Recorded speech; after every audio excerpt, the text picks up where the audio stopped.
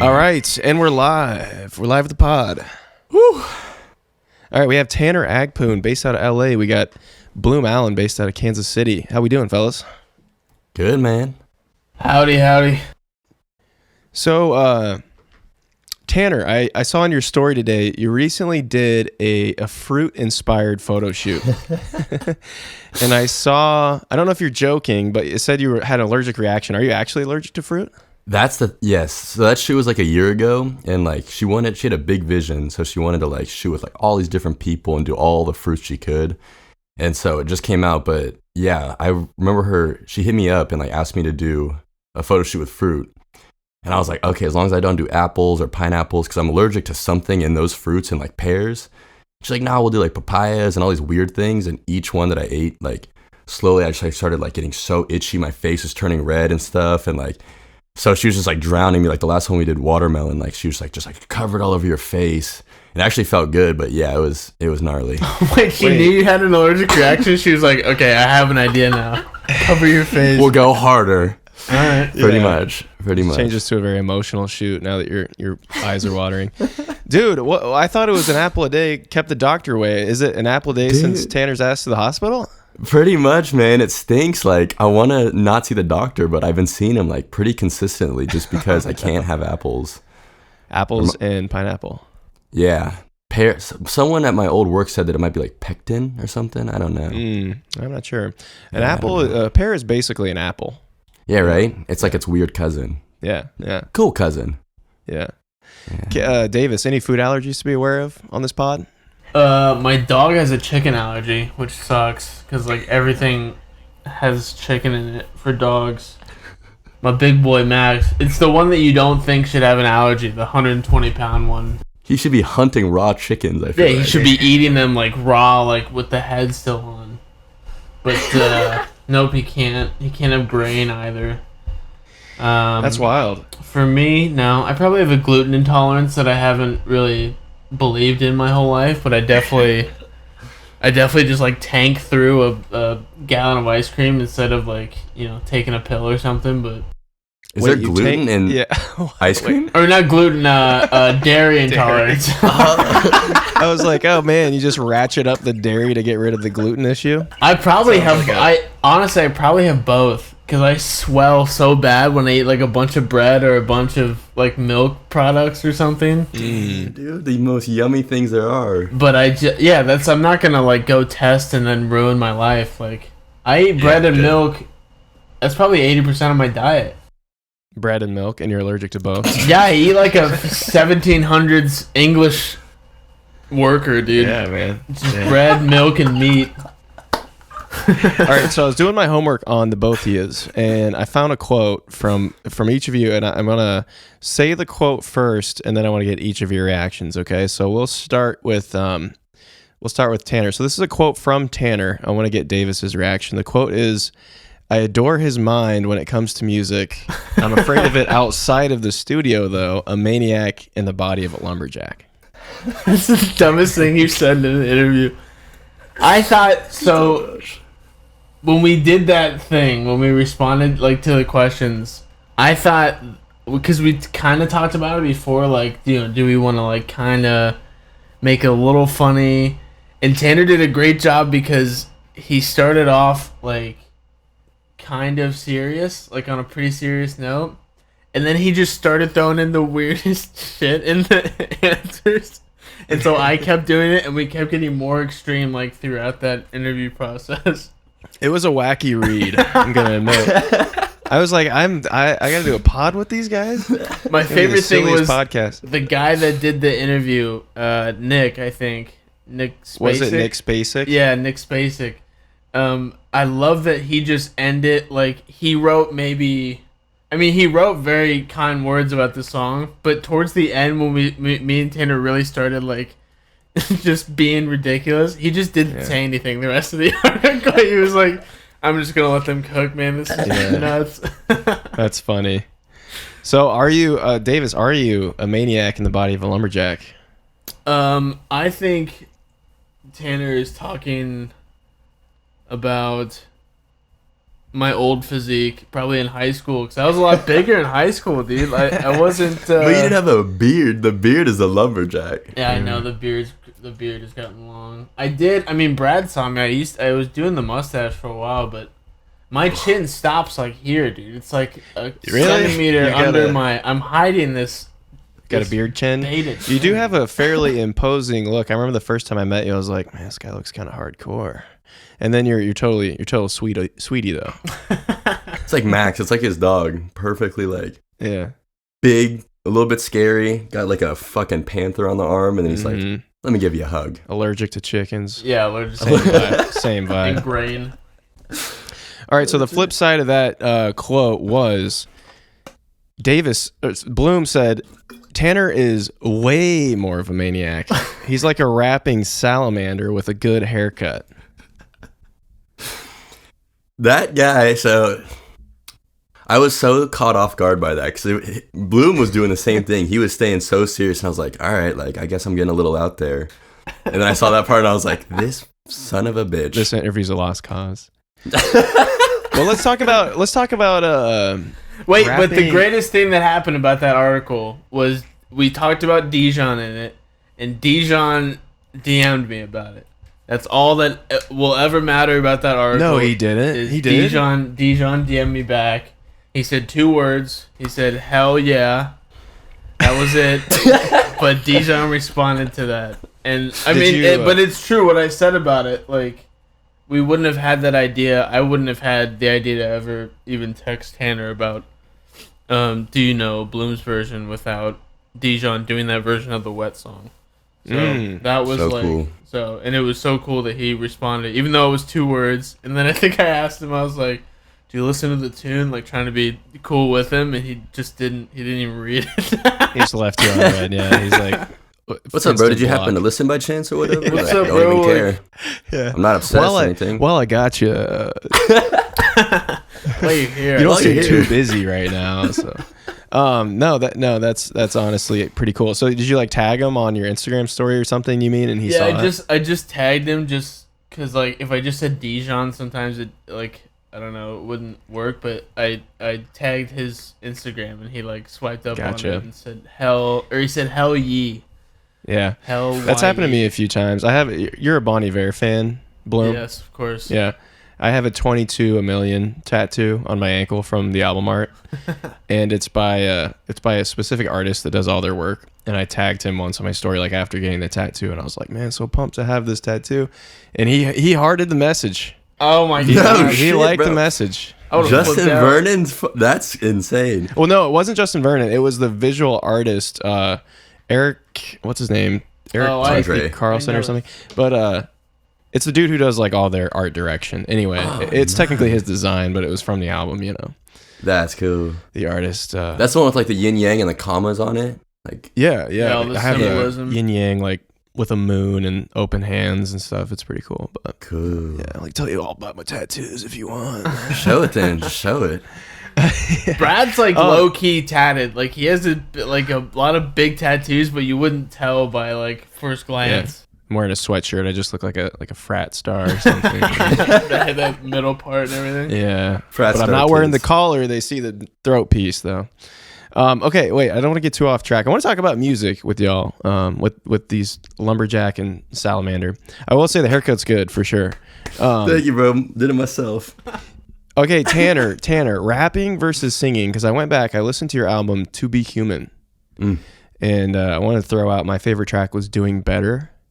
Which I don't know. I have a feeling maybe is that like one of the sleeper tracks? I don't know. It didn't have a star next to it in Apple Music, which I guess means probably not one. How do you do that? Is there stars on any of them? There's like 3 stars. Yeah, it's there is. It's like the second track, and then anyway, I think that might mean it's the the popular tracks on Apple Music. And anyway, I just like the guitar work on Doing Better, but I wanted to ask about singing versus rapping because you do both, right?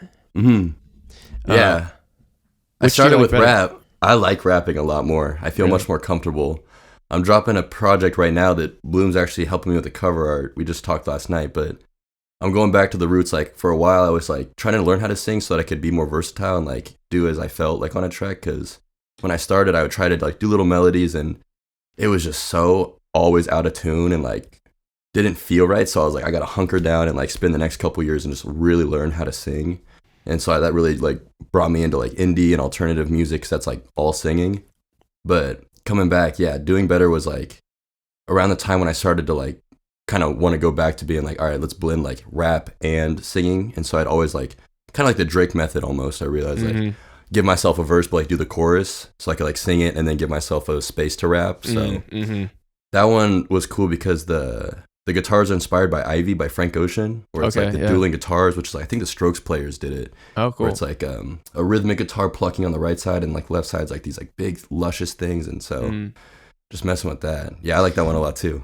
Yeah. Yeah, it's a cool track. And I do think that if you can do both, you might as well, because it's like you said, it kind of gives the listener that reprieve, you know, like listening to too much rapping or too much singing can get a little bit boring in a sense. But when you can do both, it definitely mixes it up. So you were initially doing, you said something about album art. Did you say you reached out to Davis for album art, or I missed it there? Yeah. I was trying to do something myself, and man, it's just not nearly as good as what Davis can do. So I reached out to him and was like, can you steal what this guy did exactly and do this for me? And he was like, I'm not going to do that, but I'll make you something cool. And he did do that. Like an hour later. He was Nick Dapp, dude, one of me and Tanner's favorite recent designers. That McGee dude. It's the McGee artist for his new album. He did that, and that's how I found him. Singles too. He's good. He's so solid. Yeah. But that's how me and Tanner met. Through I was making, we met, I think we were both like 17, and we were in this like high school class thing together called CAPS, and we were in the digital design and photography class together, and Tanner was rapping. He was rapping. Did not do any design or photography. No, he just kept making music because they had like a studio in the back. But, really? But yeah, I made his first cover when we were like 17 in that class, and all of them. Yeah. That's how you linked up. Yeah, Davis. Whenever somebody asks me for help from Bloom, so I'll go back and edit this. But I'll try to call you Bloom. It's fine. Just dub it like Bloom. Because I do the same exact thing. Like when we were on set together for Brooklyn's thing, I introduced myself as Davis. Oh, and then big mistake. And then it's because that's just like the natural thing. Yeah. Because Bloom Allen is just that's not that's a whole other thing. Yeah, it's a superhero. And I forget they're like Brooklyn even asked me like, oh, you did the Sunsets and Solariums cover, and I was like, yeah, and she was like, yeah, they, and then she said something about Bloom Allen. I was like, oh, thank you, and she was like, what? No, the music part, and I was like, oh, I'm Bloom, and then I had to, it sucks. I should have just said Davis Bloom. I don't know what I was doing. She's like, oh, you should have seen the cover by Bloom Allen. And then have you ever heard the artist Bloomy, the musician? There's just all these different variations of this man. Honestly, though, it's fitting because I always tell people Bloom is like my Swiss Army knife, and you know what I mean? Every good team needs like a Swiss Army knife, because if I ask him, could you do this album cover? Could you do this photo shoot? Could you do this like 3D animation? Could you produce this track? Could you do a guitar part? Like there's really nothing you haven't been able to figure out. Last time I talked to you, you told me you were fixing bicycles. I was like, who is this guy? Yes, I'm a bike mechanic now. I started that pretty recently. Yeah, I don't know. It's the creative stuff obviously it started with just like taking a graphic design course in high school, and I thought I would hate it because I just like drawing. I didn't want to do it. Now I stink at drawing. This is all I do. But so it started with that. I went into the place me and Tanner met, the Center for Advanced Professional Studies or whatever the hell it was, and that teacher was like, if you're gonna do design, you're gonna just make more money if you do photo. I was like, that's a good point. That's a really good point. And then obviously through that, meeting Tanner, and we recorded my first song ever. We recorded in his bedroom, and I'm pretty sure Tanner had So it was Tanner and me, and I was recording. This is my first time ever in front of a mic, and I'm pretty sure Tanner like had a girl over, and so I was just like experimenting with my voice while like this random pretty girl is over. That's the best And time then- to explore your voice. But that's just but I kept I always want to learn stuff. It's very Yeah, cool to learn yeah. stuff, and I'm obsessed with the next thing. And then obviously like going to the Art Institute, I didn't get any sort of like new skill, I guess, when I was there. I was Mhm. more practicing like the fundamentals of classical design and stuff like that. And so I was like, this sucks. I want to go learn 3D. And so I went and learned 3D. And then somewhere along the way there's animation. But it was just like because like you said, like you get this job and it's like around what you do, but you've never done anything like it before. And I'm just like, I'm broke. I'll figure it out. Don't tell them I don't know. I'll just go and figure it out really quick, and then So the Make magic. Yeah, the perception is that you're just really talented, but then you're like, the reason I figured it out is because I'm broke. I love that. it's because I'm broke and like and like I want the job. I want my name Yeah. on that as well, and I want to do my vision for it. Mm-hmm. Yeah, I love that you said I stink at drawing because you just painted an album cover for Oh yeah, Post-X for Nachos. yeah, Post-X And, the Nachos. greeting committee, right? Tell us You about. painted that? Yeah, we've done two That's what I now. said. Bro, their that's second, incredible. Their second cover the second cover I did for them in that style was just their single just dropped, and it was really good. Yeah, that one was weird. So, I don't paint. I've never really painted. So what I did was, and we talked about him. That's his Yeah, artwork. well, up I'm there. really broke. Remember, but really broke, and I want money, and I want my name on stuff. So yeah. I went over to my friend Braden Ballew's house, and him and his partner helped me. They like set out some stuff, some like unstretched canvas and some like different paintbrushes and stuff, and was just like trying to like in half an hour teach me everything they know about painting, and that was super nice of them. Victoria and Braden letting me just come and paint, and I think the end cover. I think Victoria actually did it. Like we did it together. Victoria's a very good painter. Braden's a very good painter too, but Victoria can do like the realistic stuff. Mm-hmm. But yeah, they just let me do it. So again, it was just a thing where it was like, Yeah. I'll figure it out. Just like don't tell them that I don't know how to paint at all. Yeah. And Did you scan it and then put it into like Illustrator afterwards and like add the final touches? Yeah, but there weren't too many final touches. I mean, like the great thing about scanning canvas is the canvas part is so well detailed if you have a good Yeah. scanner, and it just looks like sick. Like I think if it was like a 50% less good painting anyway, it still looks cool just because of the canvas Yeah. and just that like little detail in it just looks sick. Yeah. Yeah, it was an awesome cover. And I love how you don't just defer to someone else in the best interest of the artist. You're like, I'll do it. I'll figure it out in 30 minutes. Come on I over, should. guys. Well, I mean, I Who's got a do. paintbrush? That's definitely part of what I do is I want to do it because I have like my vision of what Yeah. it should look like. But thank God I have so many creative friends who do so many different things like Braden and Victoria with painting, Riley with photography. That's my partner. She's always a big help with photo stuff. Riley with sculptural stuff, which is really nice when I'm doing like 3D sculptures and I want it to look more realistic. I mean, even Miles, my friend with like woodworking and stuff, when me and Riley are working on furniture and stuff, he's always the first contact. And then Tanner, all my music friends, asking them about stuff because like even though I'm friends with them, I'm still like the little brother in terms of like experience in music.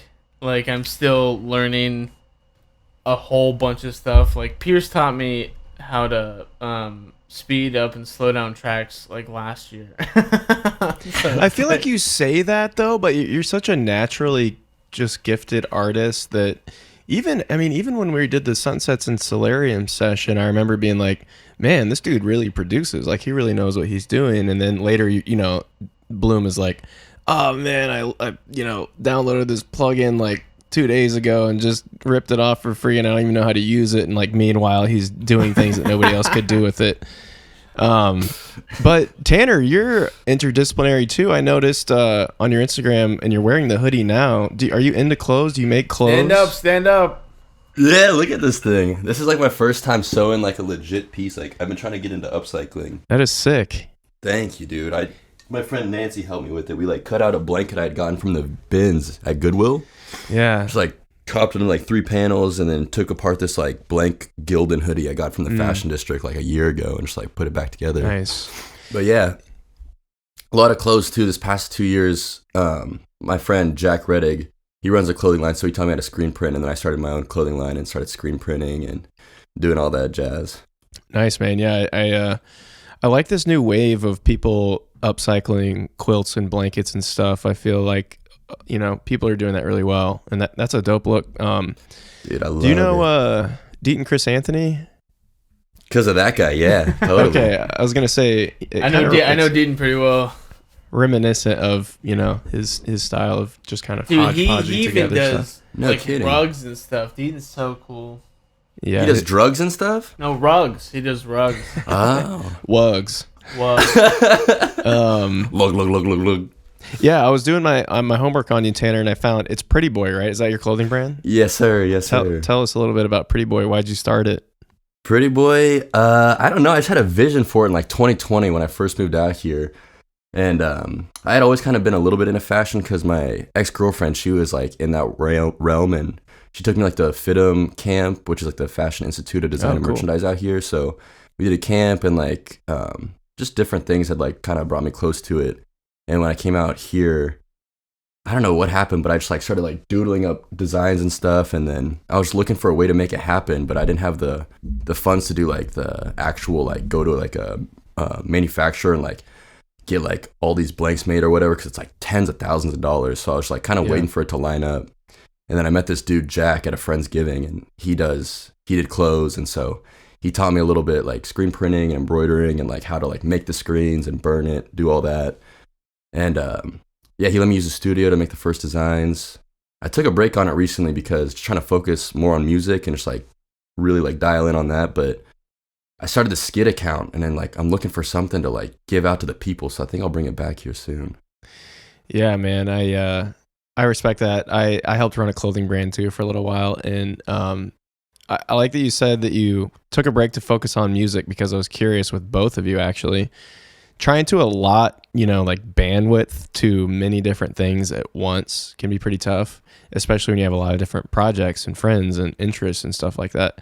How do you both stay dialed in on something to get it to a point of completion instead of just having a million things left undone? You go first?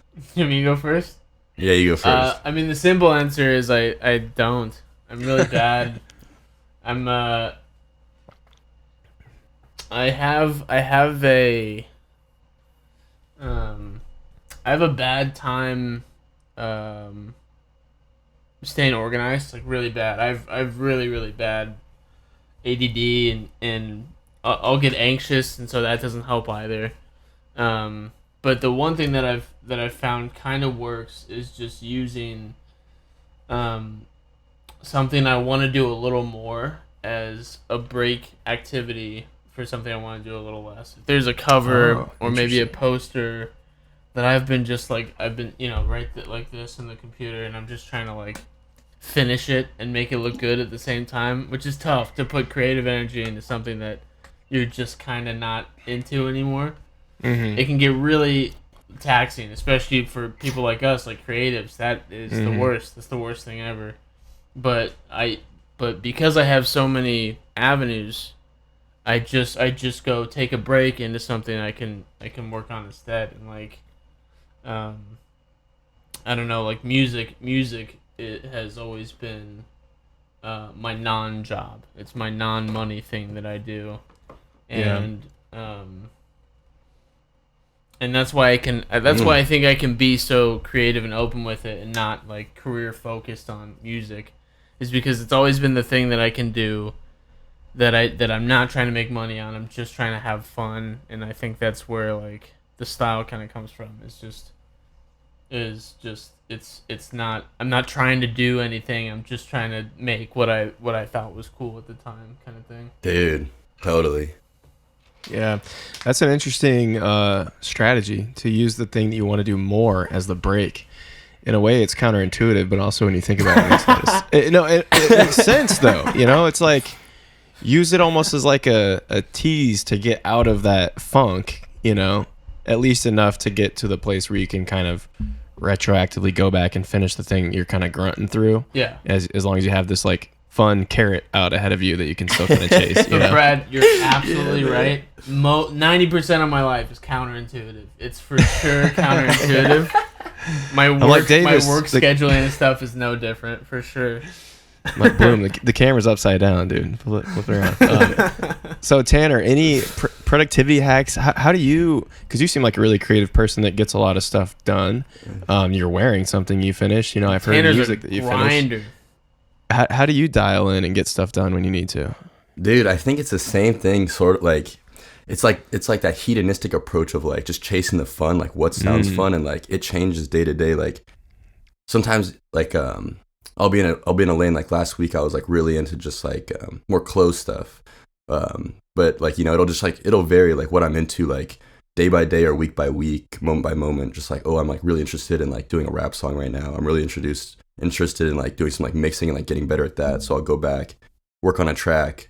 And I think that's why it's like so many balls are rolling at the same time, and it's trying to like keep them all pushing and not letting anyone get too stale, but also like it's always nice coming back to that one that you left behind for so long and like seeing that and be like, oh my God, this is so good actually. Like, when did I make this? And then, you know, so it's just like whatever sounds fun at the moment is like trying to do that, you know? Yeah. And it gives you sometimes that fresh perspective too once you've had a long break from it. That actually happened to me last night. I opened up my voice memos on my phone, which is where I, you know, probably like you guys track a lot of my music ideas. And I just went as deep as I could. That's and so fun. I just hit stop on one, you know, and I pushed play, and it was 2 minutes long. I was like, man, this track is sick. I don't know why I ever ditched this idea. And so, you know, texted it to myself and ended up, you know, I'll probably end up using it at some point. But oh, sweet. Hold on one sec. I think we can edit this out, but we might have to pop in back into the call here. Pee break. Well, it says 15 minutes. We can keep rolling for now, okay. but we might have to end it and hop back in at some point. I don't have to go pee. Do you need to pee? No, I don't have to go pee. I was just saying. I don't have to go. That's so funny. I was syncing my notes to my laptop this morning or last night, and like all these old notes from like 2017 started popping. I was like, "Oh, I want to see that," and it kept going too fast. So I couldn't click on it, but it was like a similar thing where I was like, "That looks so good," but like a random scrolling to get some gold, man. That's exciting. Oh yeah. We did that over. So Tanner and Pat, that's been like the trio since high school. Is Tanner, me, and Pat Carr. Man, I wish Pat was here. I wish Pat's always here, but I know. But we were doing that. We kind of do. We've been doing this thing lately where we've almost been making like packs for each other, just like different musical stuff that like we don't want anymore. And I found some old stuff like pre-meeting you, Brad, probably like pre-Bloom Allen or any of this Pre-French stuff. Exit, yeah. And there's some ideas in there where I was like, there were some ideas where I was kind of like, dude, I think I may have like was writing better music earlier. Now it's like I've almost felt sometimes like I've gone too far off the deep end of like being a little bit experimental and weird. Keep going, dude. It's getting so good. Because we listened to some stuff, and I literally was making like a variation of pop country. It was like getting really in a weird space for me, but it sounded great. And the lines were like they were cheesy, but they were good. They had some like good sounds to them. Man, we need the pop country album from Bloom Allen for sure. Yes. Me and Pierce are thinking of a country album. I'm not surprised, man. Oh. Nashville bound now. Yeah, I know. Like, He's at some point. he's getting like poisoned up there, just country Oh, music man. and folk. That would Actually- be so good. Country's cool. Like old country, and I listen to like quite a bit of folk inspired music. There's definitely space for that, at least in my own listening habits. And I did a session just yesterday actually with a country artist. Ooh. I'm gonna plug it. Her name is Lauren Lavelle. She's got an insane voice. She's Okay. based here in Kansas City. And there's like a little bit of a country scene here that I wasn't even aware of. She was kind of turning me No on to shit. various people. It's just, Lauren you gotta Lavelle, like. is she Strange Music? Oh no, No. Oh man, No. there's a girl I did. She let me do one of my first like publicized covers ever that wasn't like Tanner or Jogger, Oh yeah, and it was like a female country artist from Strange Music, and really? I've lost her name, but I was still in high school, and I always think about that. Yeah. No, I mean, I don't know. I kind of into it. But let's That's cool. talk. Let's talk. Do you know? Huh, fellas? Yes. Like, do you know? Do it. What a strange like 3 weeks in a row of stuff, and just like a song came out of it. Yeah. So I have so many curiosities, but I think I'm gonna start with Davis on this one. The lyric is, "Do you know what's wrong with me?" Right. So what is wrong with you, Blue? Oh man. It's that I didn't fucking hear the lyric right. What? You messed up the lyric in your own version? Yes. So what happened was I was sitting here like chopping up the vocals and stuff, and when I chopped up, you can hear it when it sounds like "What's Wrong with Me." It's the very beginning. It's the second little like really high pitched choppy thing in the beginning. Mhm. I Yeah. heard it as No. Yeah. like when I did, obviously I listened to his first version a ton of times, but after I started like working on it and like chopping it up, I never went back to listen to the actual lyrics. Hmm. I just assumed like maybe he said that in the song, so I'll take that. But I don't think ever in that song you say "What's wrong with me." Nah, but it sounds like the chop. I literally thought you like I don't know how you did it. I was like, man, did he like change my words and make me say like, 'Cause do you know what's it wrong with you? It sounds sounds like exactly "Wrong like with that. me" or something. But now I hear it. It's like, what you want from me? Yeah, Now I can hear it a little bit. So take me through the story of this song. So it started as your track, Tanner, right? Mm-hmm. And let's talk about the track in general. Walk us through what it mean, why you wrote it, what it means to you, how you tracked it, all that. Because then I'm curious about why Bloom decided to up and make his own version. Shit. I was sitting right here and I was like on this thing. I've been doing a skit account and like I was able to I have like more than 1,000 followers, so I can go live on TikTok now. And so I started going live on TikTok and I was like, oh, I'll just like make beats and just like see if people like donate money. Like I'm broke too. I need some Nice. money. So I was like, all right, we'll see. And so people would pop in and out and like there's this one dude that like his name's 88 to Present. He like stuck through all my live streams of me making music, which were like 3 to 5 hours long. And this is one of those cases where I was like just noodling for a little bit, and then within like 30 minutes I like had that guitar down, and then I was like, all right, let's run with this. And I think within like 4 hours I had like produced the whole thing out, like structured, like recorded and written everything on the live. So like I have a whole video like on my phone of like the whole thing, and then yeah, I posted it like that next week. I just like dropped it because I was like, I'm just trying to like get shit out, like my vault's getting too big, so I just need to start releasing so I can move on. And then yeah, Bloom just hit me up like I don't know, was it the day after the track or when? Oh no, because I hit you up to do the cover. Yeah, so Yeah, it was a while, and I think I remember I texted you driving because I was like I had the idea and I was like if I don't text him Jeez. now I'm gonna. So like I really did. I pulled into. Brad, I'm gonna forget the Mexican restaurant, but I pulled into the parking lot of the Mexican restaurant. It's the one down by the highway by 70. Is it Ponax? No, I can't remember. But anyway, so I pulled in the parking lot and I was like, Tanner, I have this idea. Like, I want to do, like my own version of it. And I think the only reason this worked is because of that Dijon song too. Because it's so hard to explain like what it is. Because it's not really a remix. It's not really like a cover. It's like something sort of in between, but like reproduced as well. And so if I didn't have that Dijon, I don't think Tanner would have probably been like, "You're just gonna cover my song?" Like, okay, I mean, fine, but that's weird. Yeah.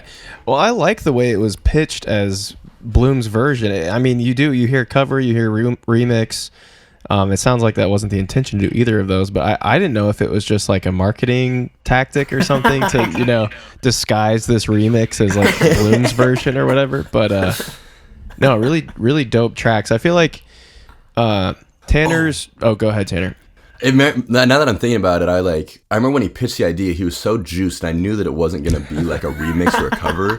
I was like, I don't know what the fuck's gonna happen, but I kind of like thought of like that Frank's version. I think there's some song where it's like called Frank's version or something like that, and I remember being like, oh, maybe it's like that, where it's like a whole different route. But now that I'm thinking about it, it reminds me of like in the Blonde album where it's like solo and it's like his version, and then like Andre 3000, it's like the solo reprise. Oh yeah. And it's like Andre 3000's version. I feel like this is like Bloom's reprise, where it's like whole different lane, it feels like, but still like that core essence of like what it's about is there. Right. And it's like that feeling is like true still, but it's like, where the fuck am I? It's like distant lands from that original track, and it's not in a remix way, but it's more just like, this is my take on like this concept. Even with the lyrics wrong, it still feels like the same thing to me. It's incredible. I did get the lyrics right, except the hook is wrong, so the whole song is pretty much wrong after that. It's like a continuation of the story. It's so cool. So you said something that piqued my interest, Tanner, that you were talking about Frank Ocean, and we all know that he's the GOAT. We know how influential his music is, especially post Blonde era, kind of alternative indie R&B type stuff. I read an article where you said that you struggled quite a bit with striking that balance of being, an artist and a regular guy, and you felt like it was easy for music to kind of become your whole personality, and you were always kind of like fighting that compulsion to, like succumb to the algorithms, basically. Frank Ocean, I feel like, is someone who drops when he feels like it, doesn't do interviews, you know what I mean? Very reclusive. It's showing that it's possible, I guess, to be that type of, person. But why do you guys feel like Frank gets away with that and other people are constantly fighting for airtime? Shit, dude. I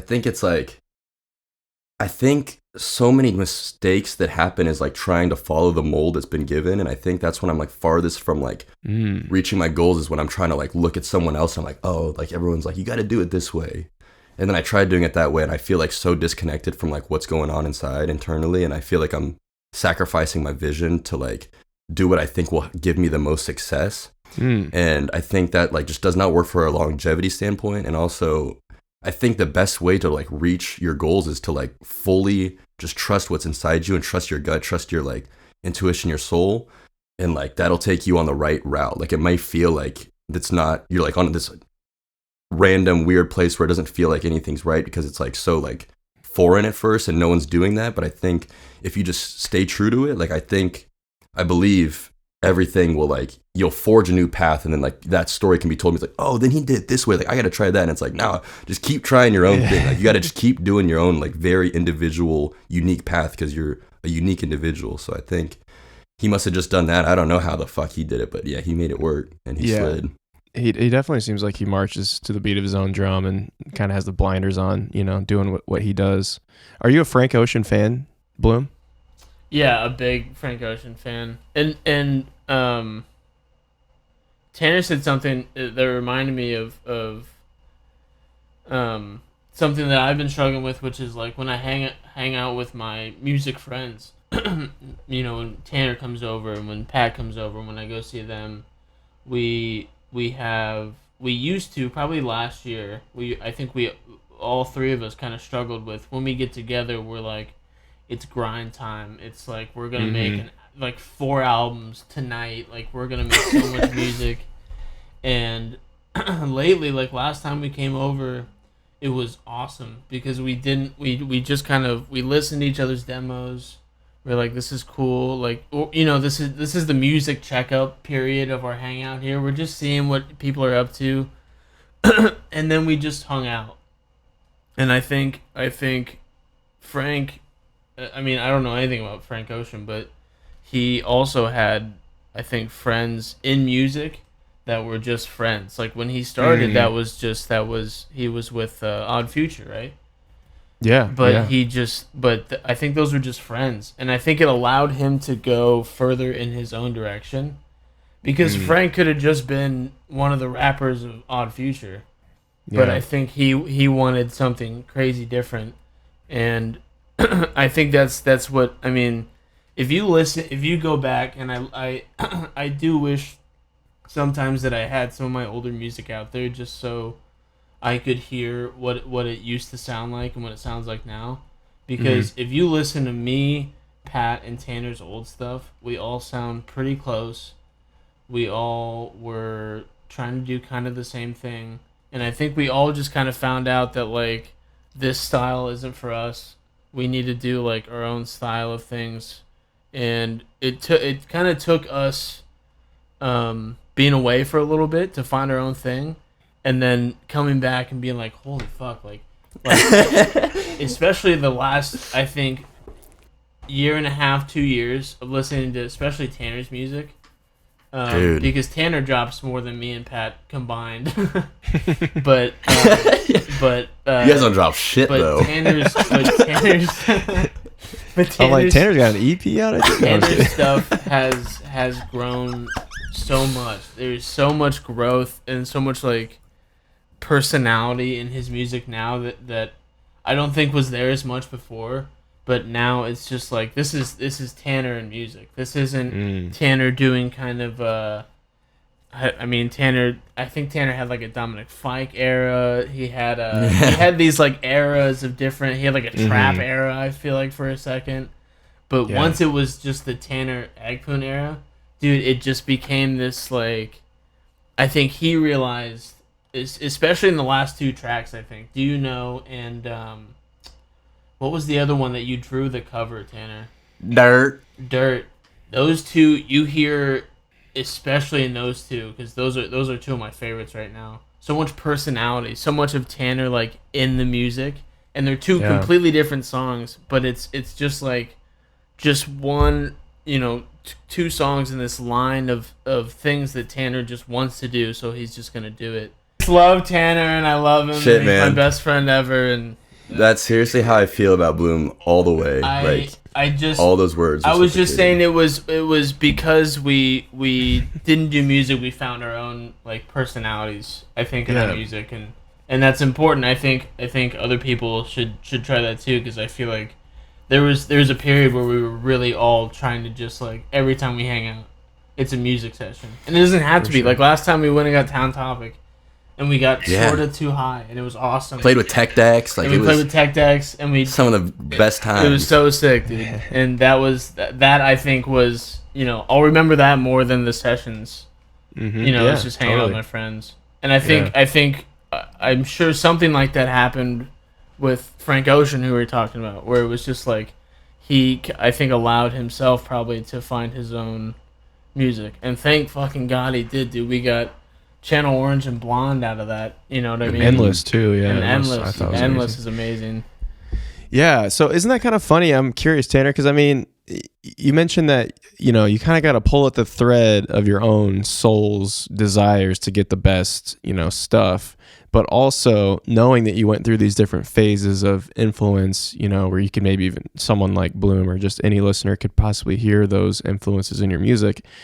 You kind of have to follow those influences to get to your own scenario. Like I remember when I first started playing guitar, I was like just trying to rip off White Stripes songs or whatever, and I did that forever until I figured out, oh, this is how Brad likes to play guitar, and then you end up with this sort of like transformer of influences, Serious. Who are some of those that really stick out to you that kind of informed where you're at now, Tanner? In the beginning, it was a lot of like Mac Miller was like huge influence. Like when I first started, I had never listened to him until 2018, and so like I found him right before he had passed, which I was bummed about. But when I found him, it was like I got a lot of shit. 'Cause it was like, oh, you don't even know about like watching movies and all these old albums. But like the way I found him, I feel like was so perfect. Shit from Pat. What's that? Shit from Pat. Because probably like Pat literally is everyone. Like the Mac Miller fan, dude. He was so in on Mac Miller. He's so good, man. He's so himself, and that's what I loved. And like I think it was so much of like I think it was fear of being myself and fear of like who I was, and so it was like, well, in the beginning, like you said, you have to like it helps to like have like some groundwork and be like, oh, this is like some footing, like this is something that's been done before. I can like learn from this, and like it's learning, and it's also that enjoyment of like, oh, I love this song. I'm gonna learn how to play this, and I like you want to do that. And then there was a point where it was like I just really wanted to be like that, and then there was a point where like I felt like I could have probably stood on my own two legs of my own like self, and but I was still a little bit like shaky and like, is this cool? Is this weird? Like, are people like gonna fuck with this? Like, this is different than anything I've heard, and so like that's scary, you know, because it's like unknown ground. But so I went back to that stage where it was like, oh, like Dominic Fike's so cool, and I can really relate to him. He's like half Filipino. He raps and sings and makes beats. Like, fuck yeah, I'm gonna be like that. I'm gonna like make music like that. And then it was slowly coming back and being like, there was days where I'd just be in the studio and I was just not feeling it, and that like that was like new to me, because like I've always just like gone in and been like, so fun, like this, I can do whatever, you know. And then it was like, I don't know what to do, and it's like, how do I not know what to do? Like, it's just making music. Like, there's nothing to do but do it. And so I realized it was me trying to be other people, and now it was like that time had passed where it's like I just got to do like whatever weird shit comes to my head, like just like lay that out, record that, and like make it work, and just like move along. Like, it doesn't have to be like anyone else, but still those foundations, those influences are there. Yeah. And I especially seriously like hear that so much from Bloomy, and Bloomy's been a huge inspiration for that, because his shit, like I notice when I'm like far away from, like when I'm feeling like far from music, it always seems like it's always like perfect where I see Bloom's like straight tuned in, like dialed to his soul, and like I'll listen, I'm like, this is so different than anything I've heard, and it's like so inspiring for me to be like, oh, especially in LA, you know, there's a lot of like artists, and they're all like kind of fitting a similar mold in a sense, like, you know, some are pushing boundaries and stuff, but Bloom's over there in Kansas City just like rocking and like doing these crazy weird things that are just like so mind-blowing and the most moving things I've heard in like years. And it's because, like he said, he's not trying to be like anything else. Like, it's his thing that's like not his moneymaker, so it feels like there's just no pressure to be like anything but just fucking straight from inside. And it's so cool. It's so cool. Man, I can feel the love. I can feel you guys have known each other for years. You've worked on a lot of stuff. I can hear and see the mutual respect that you have for each other. That's awesome.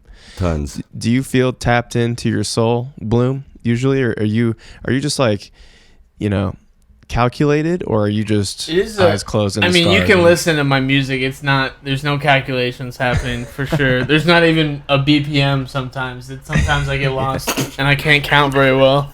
Yeah. But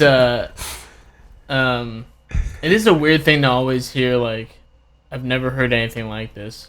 Because I hear that, you know, like, pretty, I mean, you know, it's weird to have my second track be me and Paris' song. Because that really is a very old school hip hop with a hook song. And it was very much one of the first times I produced hip hop before. And one of the first times not one of the first times I sang on a hip hop song, but one of the first times I was doing it as that artist. But it is weird to always hear, like, I've never heard anything like this before. But like Tanner said, I think it's just because, first of all, a big mention I think is location, because there's not a pressure to fit into a mold. I think like a place like, you know, like an LA or a Nashville, like we talked about. New York seems like it has its own thing. But I think my only advantage is with my style or with my sound is just listening to absolutely everything I can and finding something I like in everything. Like, Tanner knows every time he comes over, I'm gonna try and put him on a couple hardcore songs, a couple punk songs, a couple hip hop songs. I'm so into West Side Gun right now. It's not even funny. I'm so into.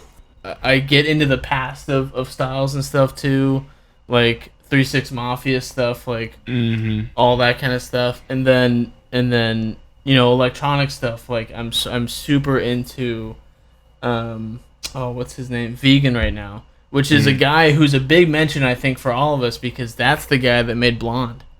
Like, that's the guy that actually thought this space is okay. And he's an electronic artist. Like, his solo stuff is electronic. For a guy like that to be like, space is what this album needs, is nuts. Like, that's a crazy idea for an electronic guy to be like, no, just guitar is fine.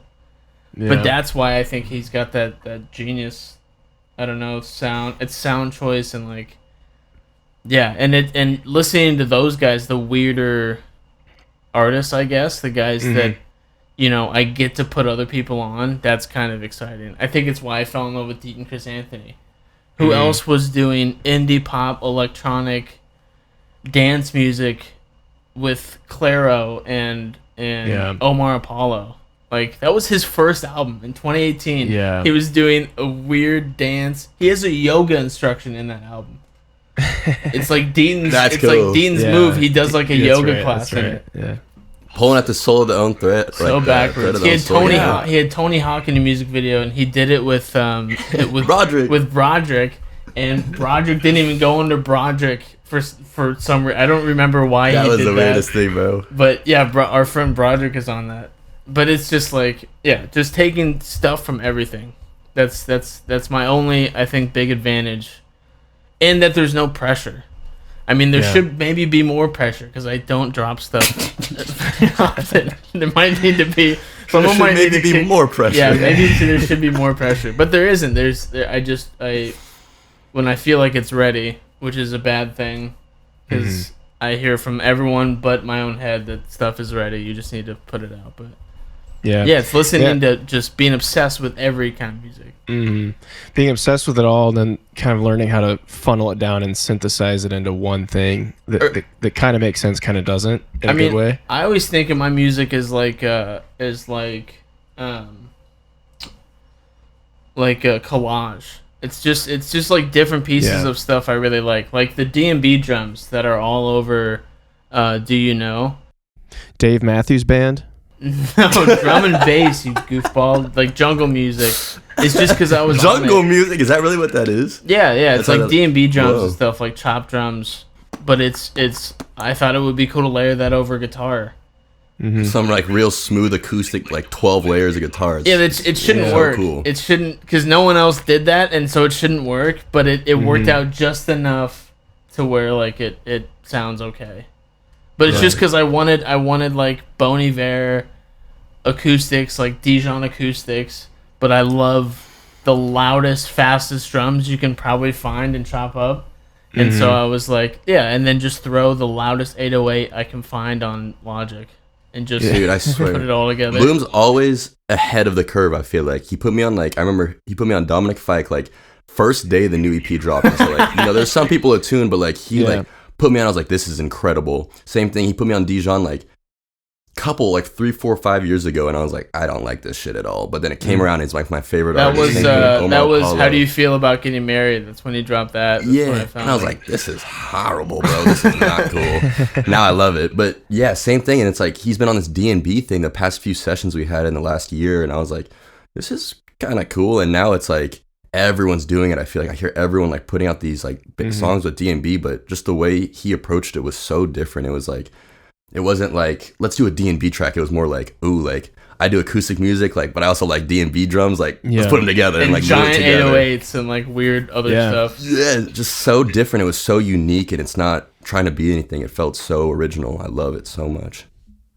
Yeah, and it kind of is reminiscent of being in the Sunsets and Solarium sessions when you were chopping up those drums. I could see it in my mind's eye, how you could arrive at something like that. I feel like we'd be remiss if we didn't mention Bloom's hunky part of the music video where he's by the pool and he's got his lady, the Sunsets video.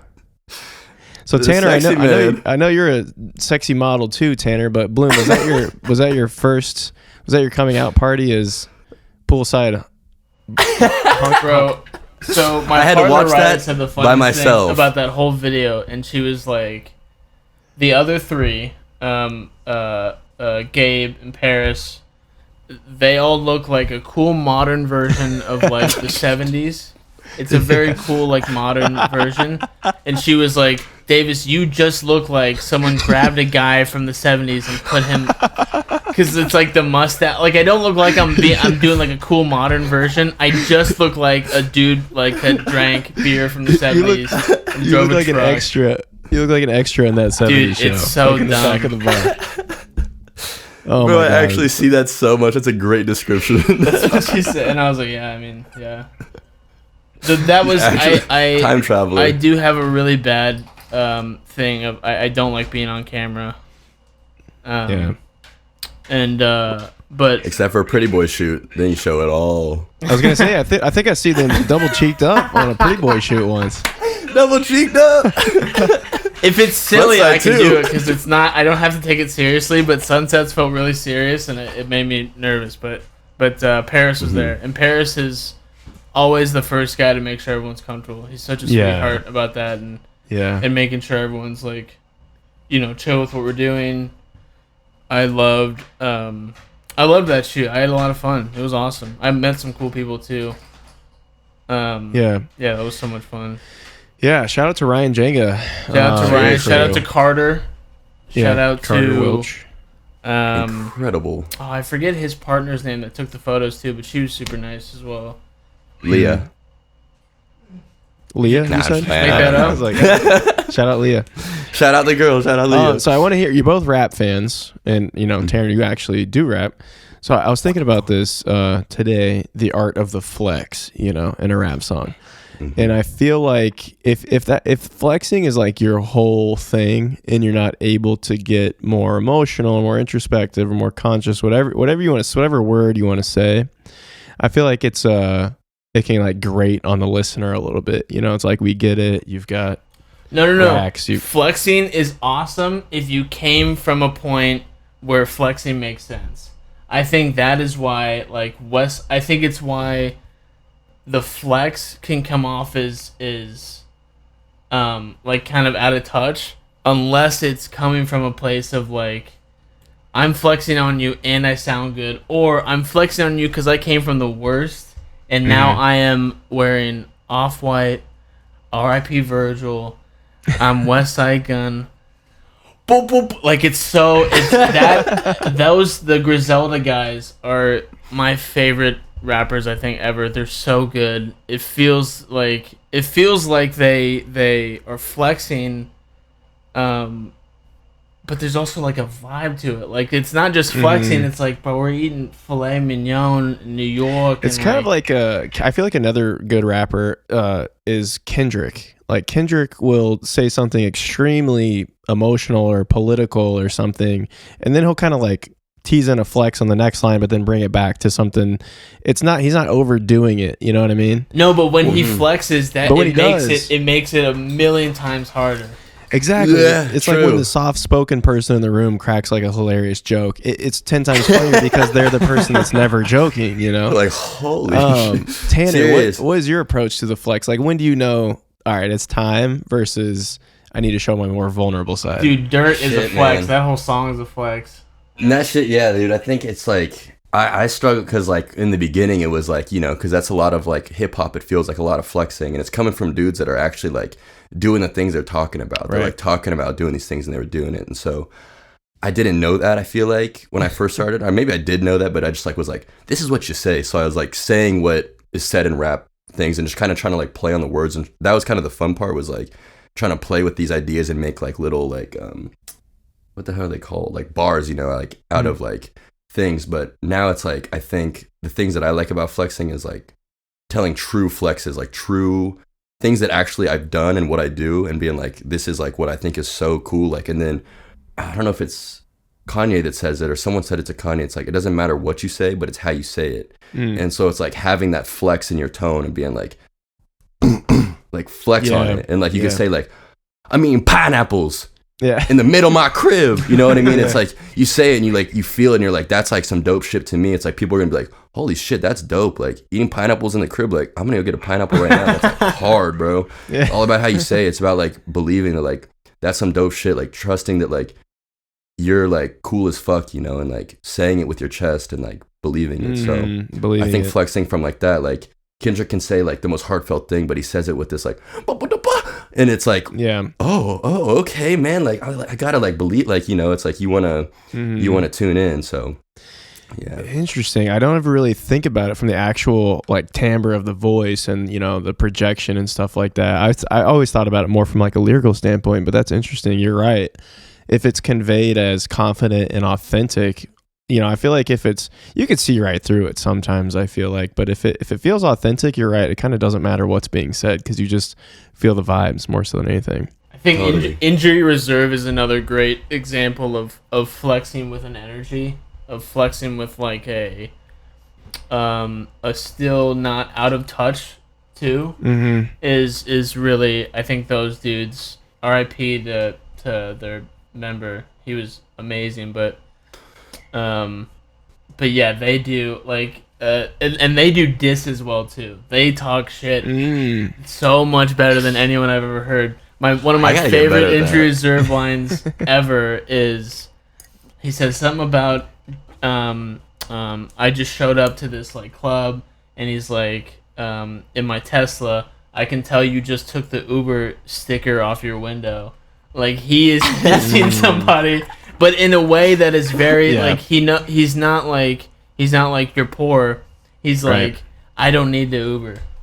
And I don't need to like hide it too or something, you know, like, it's like, at least own it, bro. Like, own the Uber. Like, you can flex being an Uber driver too if you like do it right, if you say it. And like, cool. and those dudes, I think, and Injury Reserve's another inspiration because two guys that came from pretty like standard rap beginnings, but going with that producer, I can't remember any of their names now. I'm pissed that I can't remember any of the Injury Reserve guys' names. But that producer, the white guy, he is like probably a me in some ways. Like, he makes very strange music, but he found two guys that would welcome, just like Tanner and Pat, two guys that would welcome that sound instead of be like, this is weird, I don't really want to approach this. Yeah. Like, well, isn't that funny? Because then that becomes the next footing for the next generation. Like how we were talking about how doing something that's so just unabashedly you all of a sudden becomes the thing that everybody wants to try to replicate. Yeah, experimental hip-hop is a huge thing. I mean, Kendrick kind of started it, but like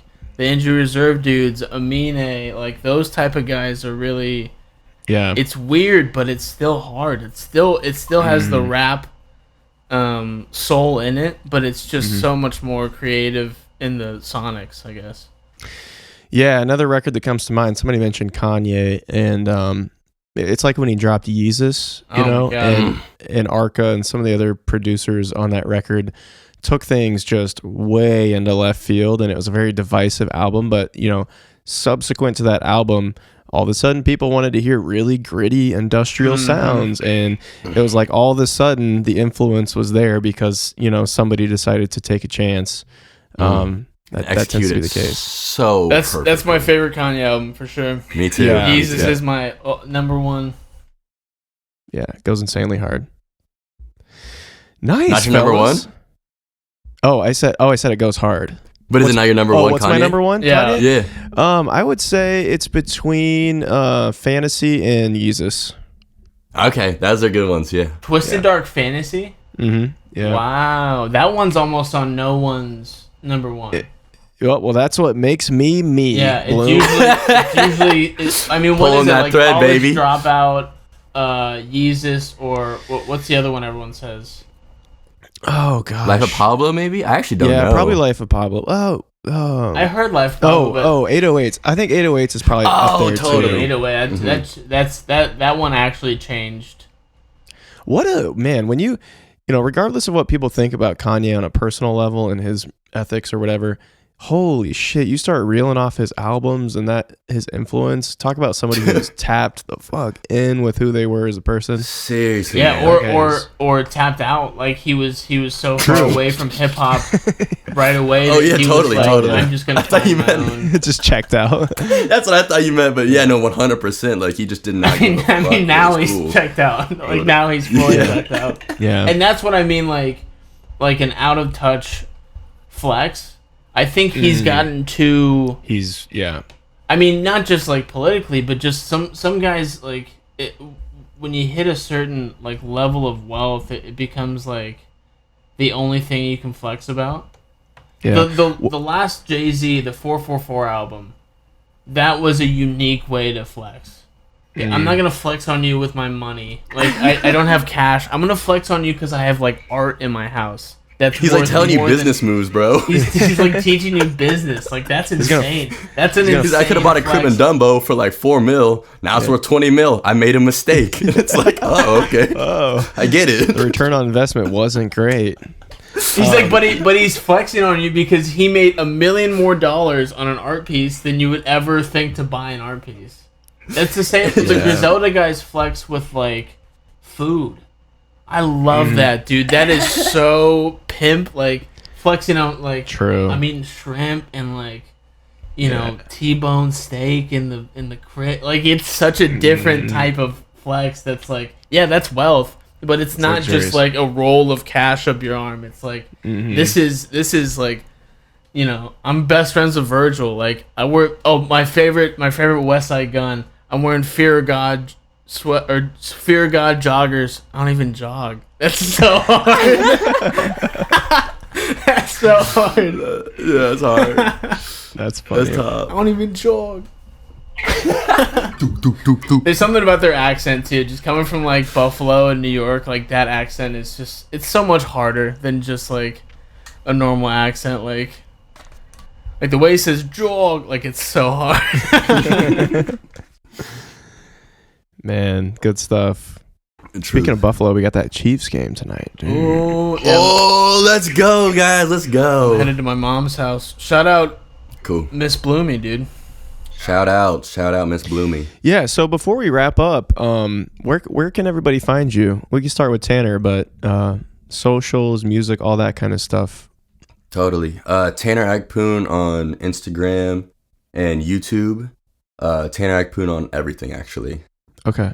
And then low key, if anyone listened this far, I got a skit account that I do really weird stuff on. Yeah. It's called Tommy Noble 111 on Instagram. Tommy Noble. He's got like 16K on there, like 16,000. Something crazy. Tommy Noble sounds like a porn star name or something. How'd Thank you you, bro. Thank you. Do you know the history of Tommy Noble, Brad? Wait, let me tell her. It's from me and Bloom's, actually, like our favorite video that like really like when we were like always just like referencing this. It's called Drinking Out of Cups, and it's this dude, he must have been on like acid or something. Yeah, I've seen you know that. it. Yeah. He goes, Drinking who do you think you are, Tommy Noble? Tommy Noble. And it's, that's a deep cut. That is deep like, cut, man. Like baby YouTube era, like drinking out of cups and shit. Mr. Balloon Hands. Mr. Balloon Hands. Mr. Walkway. So funny. I don't even think I'm familiar with skid. What exactly is skid? Oh, skits, No, like skits. little comedy skits. Oh, they said skid like SKID. I was like, I'm not familiar with that app. Skid marks in my pants. No, Yeah. Bloom, we did one in Bloom Studio. Actually, I'll have to send it to you, man. It's a funny one. Yeah. DM me the Tommy account for sure. I got you, bro. I got you. That'll be the one we share for the podcast. We'll just promote Tommy Noble. Yeah. No, keep it a little bit secret. Okay. Little hidden gem. All right, sounds good. How about you, Bloomy? Where can people find you? You can find me on Instagram at I'm Bloomy, IMBLOOMY, or just any music streaming service, and it's just Bloom Allen. On anything, I have new stuff coming very, very soon. Shout out to Pierce Turcotte of the Greening Committee, who is going to be mixing it, and shout out to likely Brad for releasing it on his label. Yeah, totally. Now, Brad, I have a question for you before we wrap things up. I would love to know your very first thoughts of me and Tanner. Obviously, you met me quite a bit earlier than Tanner, but what were your first thoughts of I don't like 'em. who we are as people, and also how you thought this interview was going to go? Okay, this is a fair question. This is a fun question. I thought this interview was going to be silly because I could tell right away in the group chat that it was getting silly fast. Like right when you threw us in a group chat, Tanner was like, yeah, I had to cancel a buddy's wedding to be there, but so like right off the jump, I was like, all right, this dude has a funny sense of humor. Honestly, Bloom, when I first met you, I thought you were going to be way more like hardcore. And I'm sorry if you're trying to paint this perception that you are. If anybody No, I'm hears not. this, I'm Bloomy's really scary I'm and just stuff. I'll tell you what though, my next solo is Beats up gonna change puppies. some minds though. It's a little heavy. But you know what's funny, Bloom, is the first time I heard your music was a buddy of mine worked with, I want to say your mom maybe at KPMG or something. They were like, somehow there was some it was your aunt. It was your aunt, I think. And somehow, because my buddy is a guitar player, bass player in a band here in Kansas City, and your aunt or some family member of yours sent your music to Joe, my friend, and was like, my nephew's killing it or whatever. You should listen to his record. And then my buddy Joe sent it to me because that was early phases of French Exit, and he knew that I was looking for talent and stuff in Kansas City.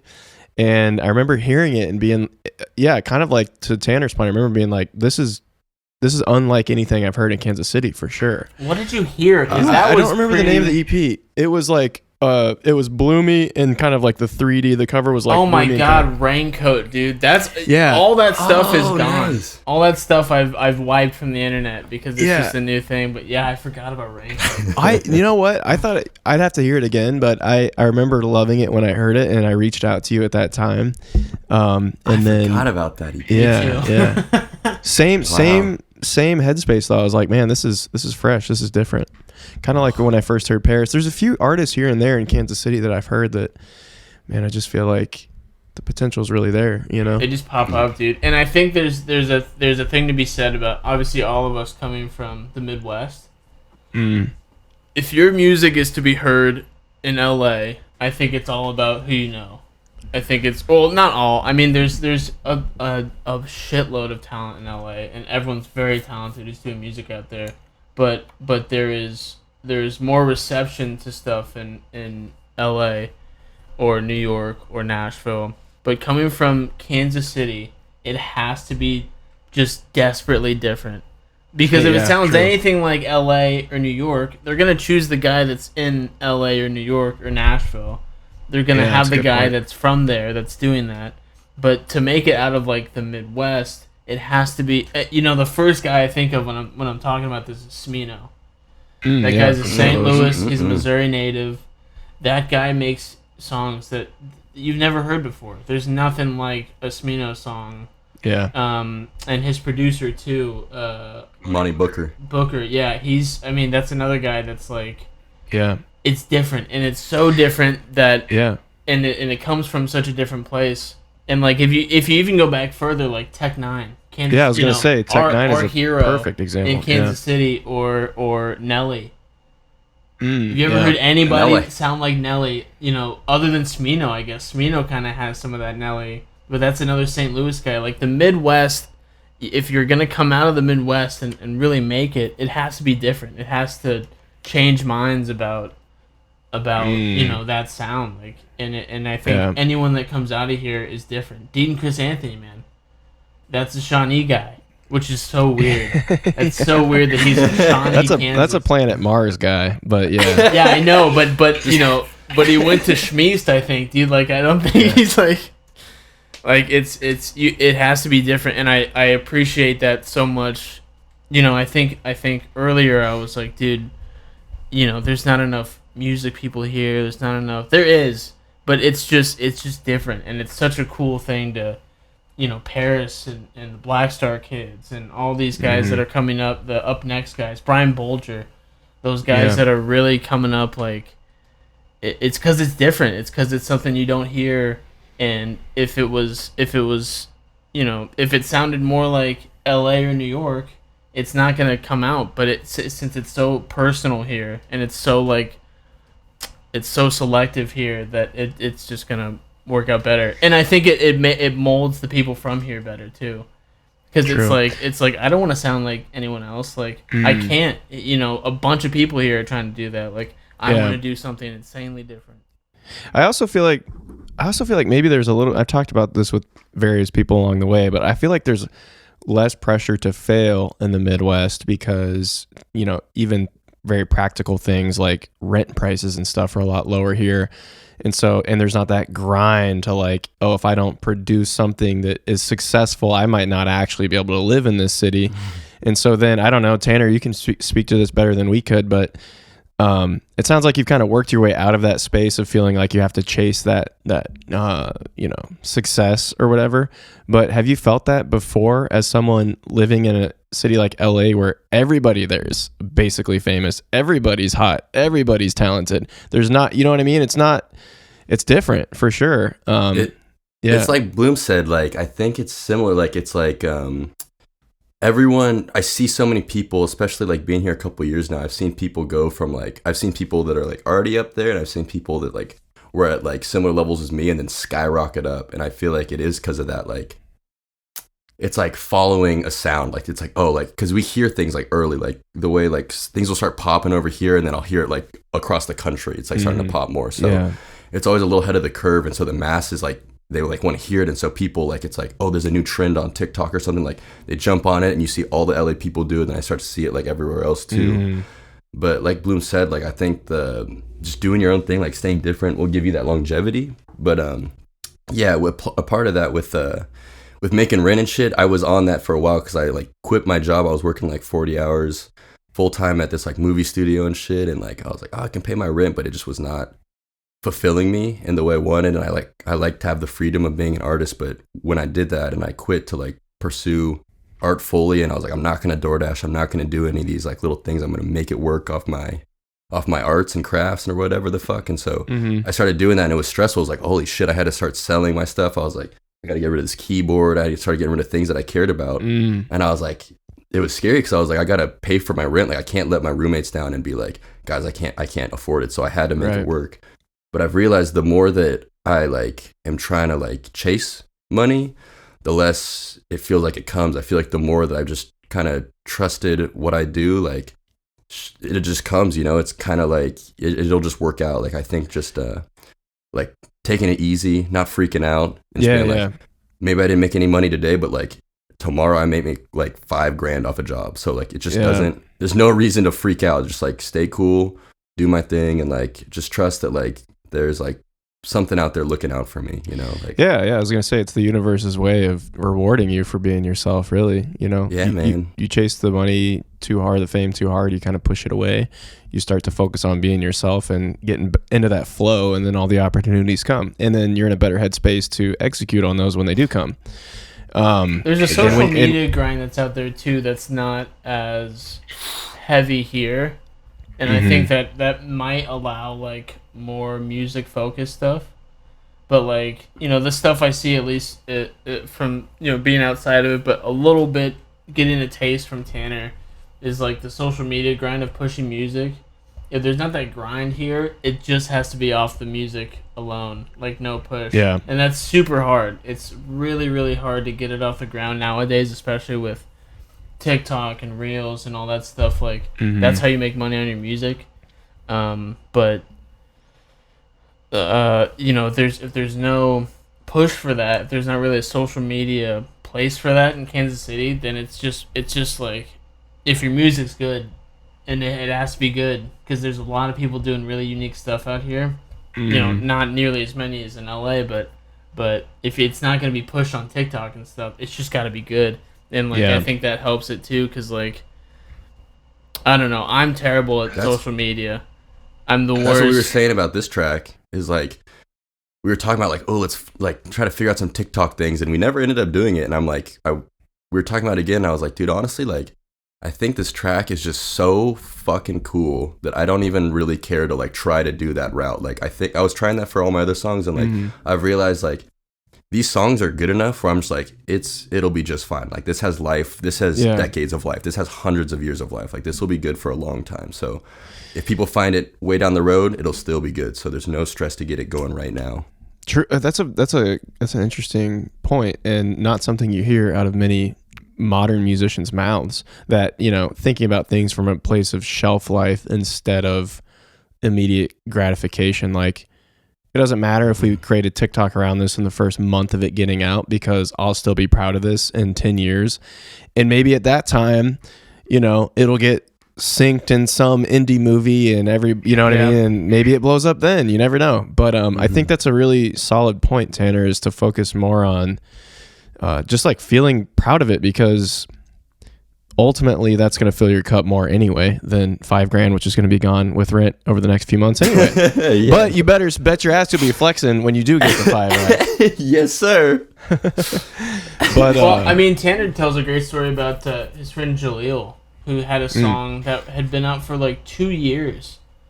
Like 2 years, nothing, had no pickup or anything, and then all of a sudden, and I think that's the, I guess, the beauty of social media and music nowadays. I mean, there's a lot of stuff that it's like, it makes you really sad to see like how many times you have to post your song for it to go viral. Mm-hmm. Like I see some dudes that just, their last 40 posts are reels of them.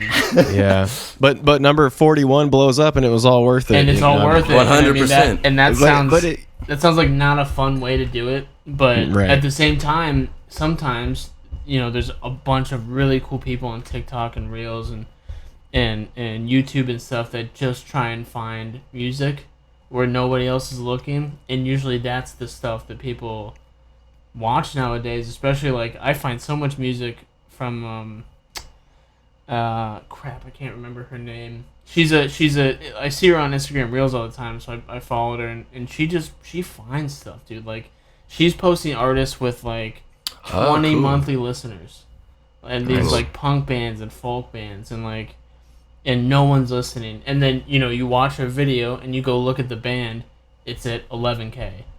And it's because she was like, I heard something nobody else did. I think that's the cool part. And I think it's what happened with probably Jaleel, is someone just picked it up. Was like, fuck, dude, this is kind of... Bro, no. It's like Brad said, like that 41st post, like that dude posted it every day for like whatever 2 years is, 3 years. Like, and that's the one thing I'll say about the Skid account too, is like, because my roommate Jack, he's done social media since we were in 7th grade. Like he grew like COD trick shot video game like accounts on Instagram in like 2012. Wow. Then he did YouTube last year, didn't even show his face, grew to 100K in like a year. So he showed me and I was like, dang dude, like I want to try this out. I want to see if I can do this. And I tried that with the Skid account. Didn't have a single follower, didn't tell a single friend, just started posting every day.